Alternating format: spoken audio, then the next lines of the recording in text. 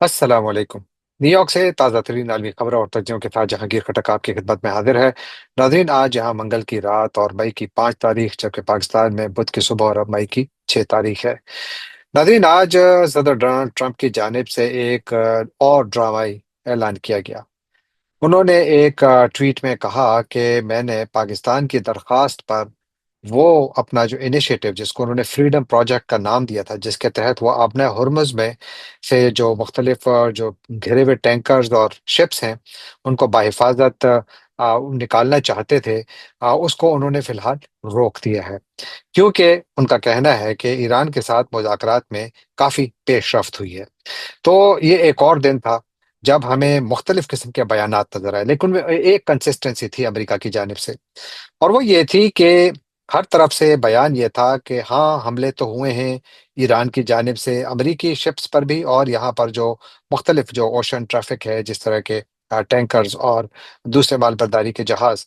लेकिन ये है कि ये इतने बड़े हमले नहीं थे कि अमेरिका और ईरान के दरमियान जारी जंगबंदी की खिलाफ वर्जी कहलाई जाए और जिसकी वजह से दोबारा जंग शुरू की जाए।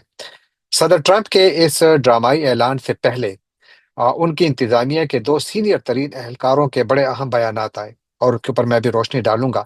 लेकिन ट्रंप का यह ऐलान उसके तकरीबन शुरू होने के तकरीबन 36 घंटों बाद आया। यानी इस दौरान में ईरान की जानिब से ऐलान किया गया कि उन्होंने हमले किए हैं, और अमेरिका ने इसको एक्नॉलेज भी किया कि उनके जहाज़ों पर भी हमले किए जो उन्होंने नाकाम बनाए। इस दौरान मुत्तहिदा अरब अमारात ने जो ऐलान किया कि उनके ऊपर कल तकरीबन कोई 15 मिसाइल और 4 ड्रोन्स के जरिए हमले किए गए थे ईरान की जानिब से, जिसमें कि उनकी फुजैरा की जो ऑयल फैसिलिटी है, जो कि मुत्तहिदा अरब अमारात की सबसे बड़ी ऑयल स्टोरेज फैसिलिटी भी कही जाती है, उसको निशाना बनाया गया। वहां पे बहुत ज्यादा आग लग गई थी।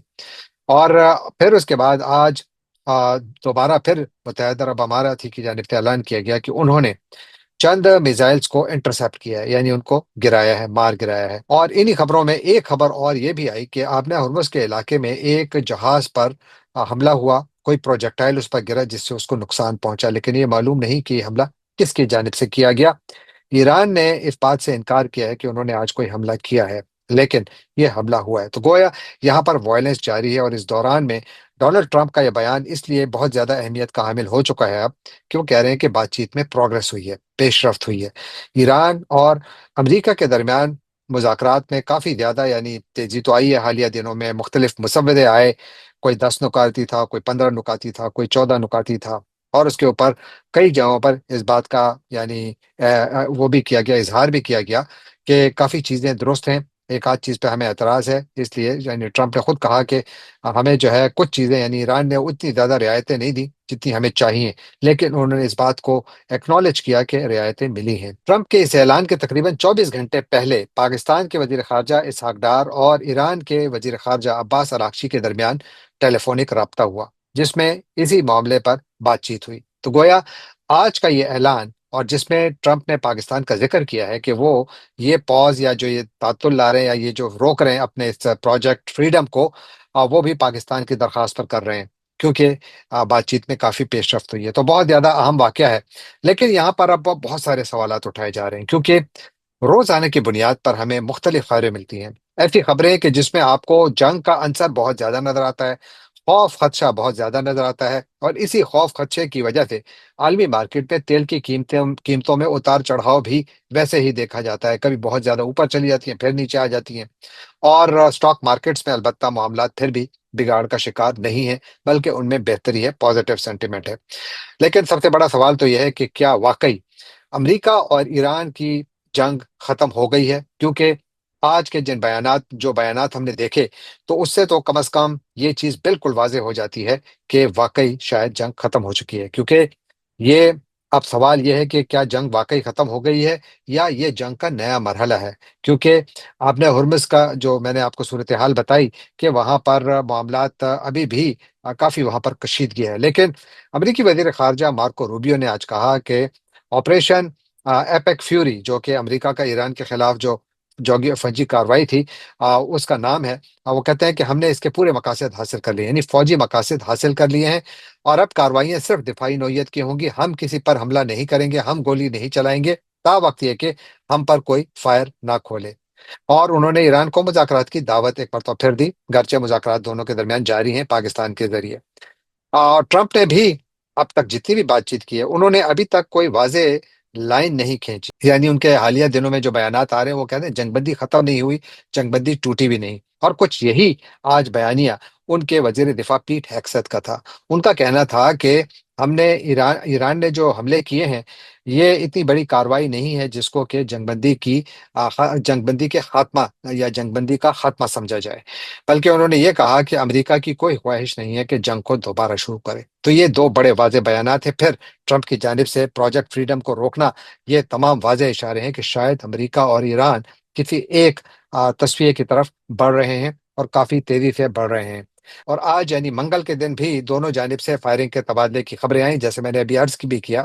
اور یہاں جو خلیج فارس ہے، یہاں پر ابھی بھی کم از کم 800 ٹینکرز پھنسے ہوئے ہیں، اور بہت ساری تعداد میں بہت سارے جہاز بھی وہاں پر پھنسے ہوئے ہیں، جس کی وجہ سے عالمی تجارت بہت زیادہ متاثر ہو رہی ہے۔ اور اس راہداری سے بحری جہازوں کو محفوظ طریقے سے آر پار کرنے کا جو کام امریکی بحریہ نے شروع کیا تھا صدر ٹرمپ کے اس نئے انیشیٹو کے تحت، مارکو روبیو کا کہنا ہے کہ یہ بیسیکلی ریسکیو مشن ہے۔ یہ ہم ان ملاحوں کی مدد کرنا چاہتے ہیں جن کو کہ ایران نے مرنے کے لیے چھوڑ دیا ہے۔ لیکن اس جنگ پر نظر رکھنے والے تمام جو تجزیہ نگار ہیں، سب کی رائے ایک ہی ہے کہ یہ جو کچھ ہو رہا ہے یہ تو بنیادی طور پر اسی جنگ کا نتیجہ ہے، یعنی آبنہ ہرمز کی بندش کا براہ راست تعلق اس جنگ سے ہے۔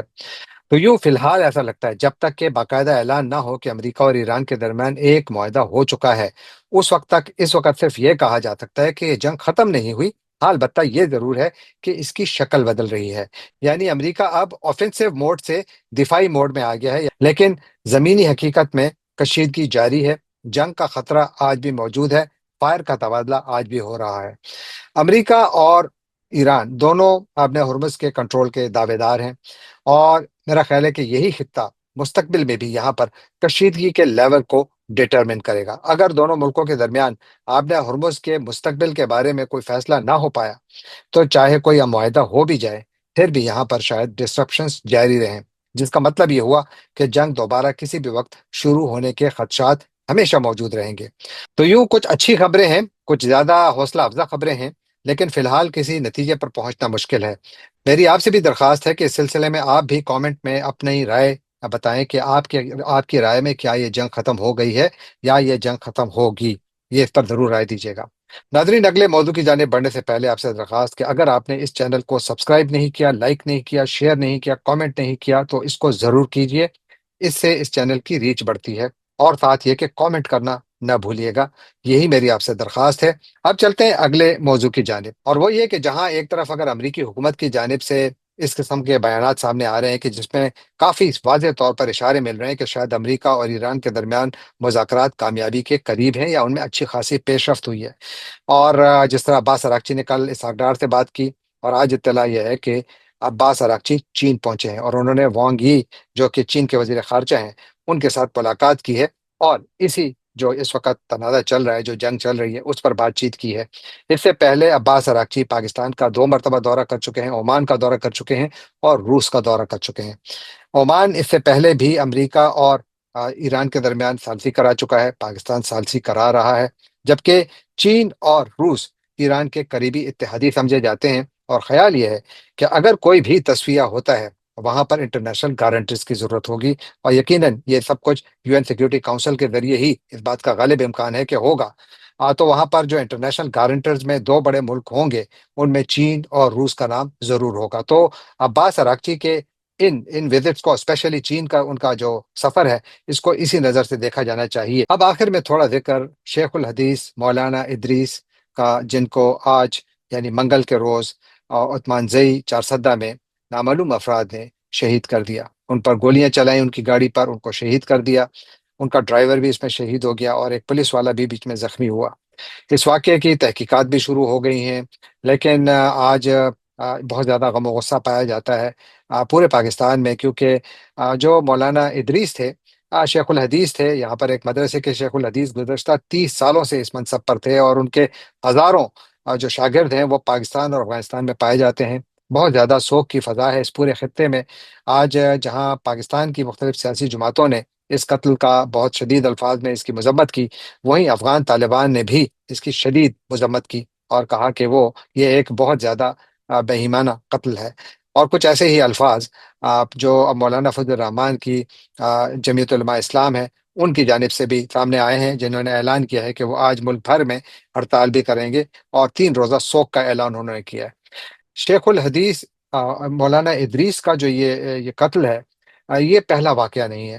پاکستان میں علماء کرام کو مسلسل نشانہ بنایا جا رہا ہے۔ شیخ الحدیث ادریس کے قتل کا بھی جو کہ اس کی ذمہ داری ہے وہ داعش نے قبول کی ہے۔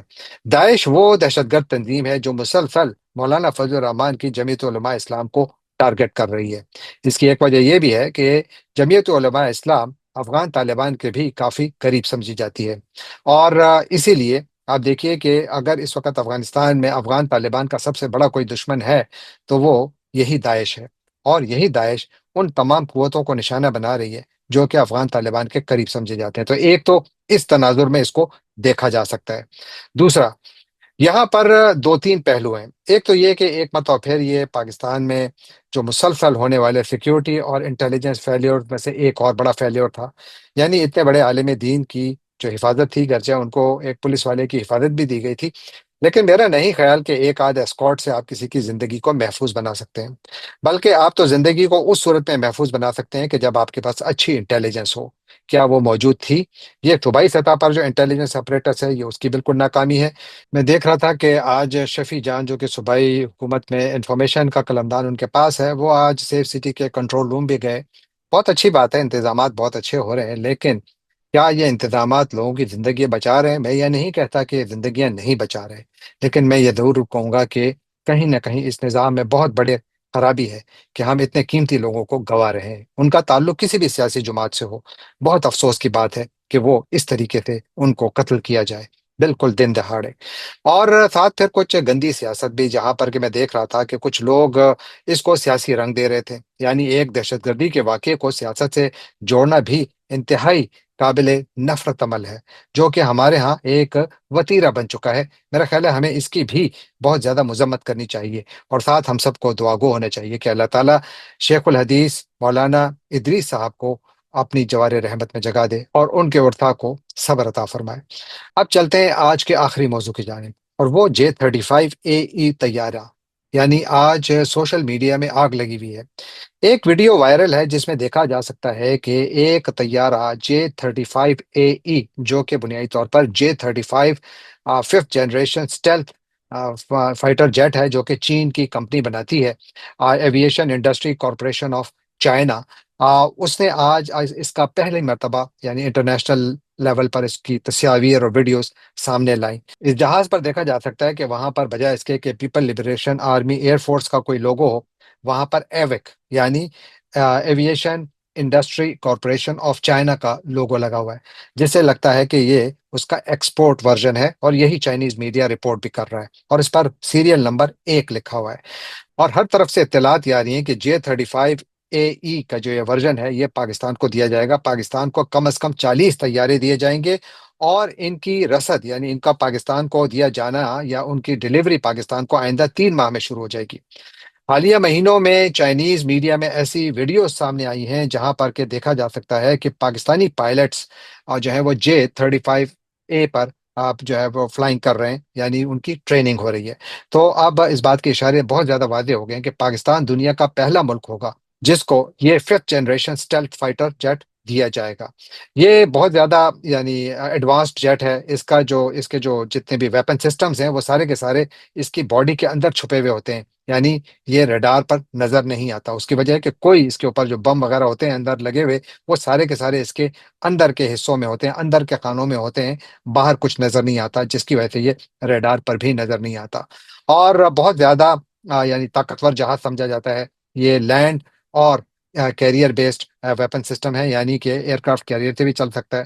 اب پاکستان کو جب یہ دیا جائے گا، جس کی اطلاعات ہیں کہ 40 پاکستان کو ملیں گے، تو پاکستان کو اس سے یقیناً بہت زیادہ فائدہ ہوگا۔ پاکستان ایئر فورس دنیا کی پہلی ایئر فورس ہوگی جس کے پاس یہ جہاز آئیں گے۔ اس کے علاوہ چین پاکستان کو KG-500 early warning aircraft system بھی دے رہا ہے، اور ساتھ ہی HQ-19 میزائل ڈیفنس سسٹم بھی دے رہا ہے۔ تو گویا پاکستان کو ایک پورا پیکج مل رہا ہے، جہاں پر کہ ایڈوانسڈ جیٹس یعنی اسٹیلتھ 5th جنریشن جیٹس، اور پھر KG-500 جو ارلی وارننگ سسٹم ہے وہ، اور HQ-19، یہ سارے آپس میں انٹیگریٹڈ ہیں۔ اور یہی اس کا سب سے بڑا کمال ہے۔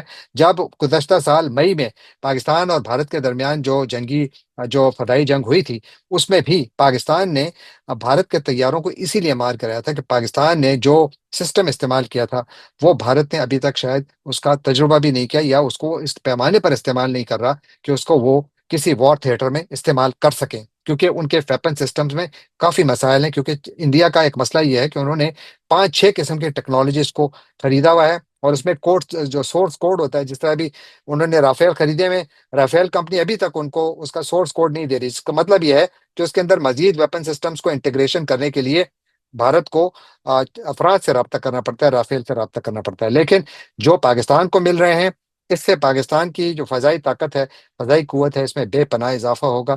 اس خطے میں شاید پاکستان کی ایئر فورس سب سے مضبوط ایئر فورس ہوگی۔ پاکستان کو بھارتی ایئر فورس پر اچھی خاصی ایج حاصل ہو جائے گی۔